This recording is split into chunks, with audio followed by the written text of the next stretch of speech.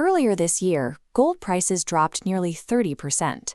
While many private investors might have panicked and sold, the world's largest central banks responded by accelerating their purchases. Retail demand is mirroring this behavior.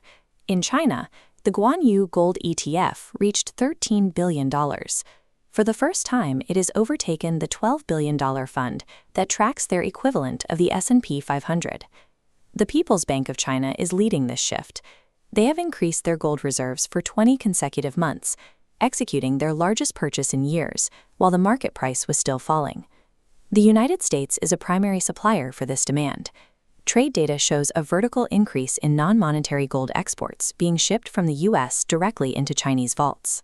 When global superpowers prioritize physical metal over their own currency reserves, it indicates they are positioning for a transition in how international trade is settled. This vulnerability began in 1971, when the United States removed the dollar from the gold standard. It decoupled the world's reserve currency from any physical constraint.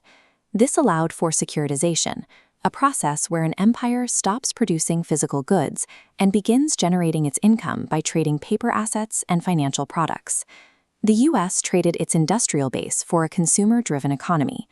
By outsourcing manufacturing to adversaries, America gained access to cheap goods and rising stock prices, but it lost the ability to make the tools and weapons it needs for its own defense. After 50 years of financialization, the U.S. is wealthy on paper but physically exposed. We lack the domestic factories required to sustain our status as a global superpower in a major conflict. To reverse this, the current administration is returning to Hamiltonian economics. This system uses high tariffs and industry subsidies to protect American companies until they are strong enough to compete with foreign manufacturing. This strategy has been explicitly outlined in the Wall Street Journal and at Davos. Treasury officials are now stating that national security depends on rebuilding our physical capacity to make things. This creates a mathematical trilemma. The U.S. wants to rebuild factories, keep prices low, and maintain a strong dollar. You can only have two. To make factories competitive, the dollar must be less expensive. The strong dollar is the sacrifice to bring manufacturing home. Devaluing the dollar would threaten the stability of global finance.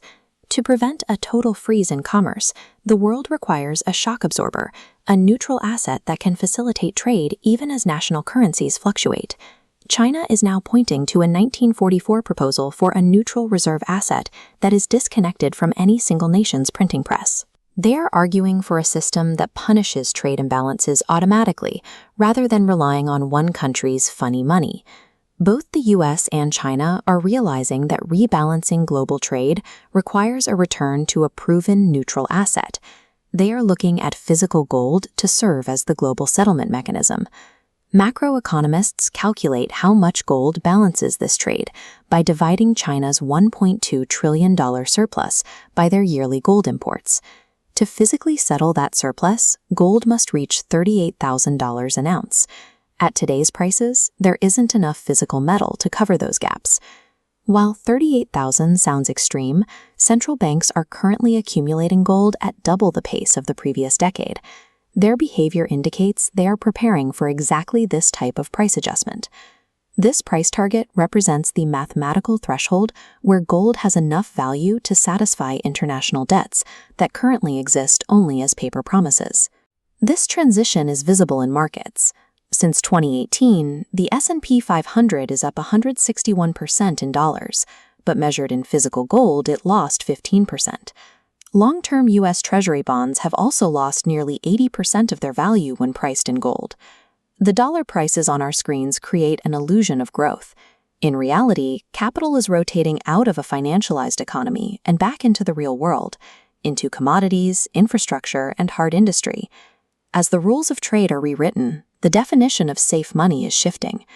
Over the next decade, wealth will not be measured by fiat currency, but by the tangible assets a nation can actually hold.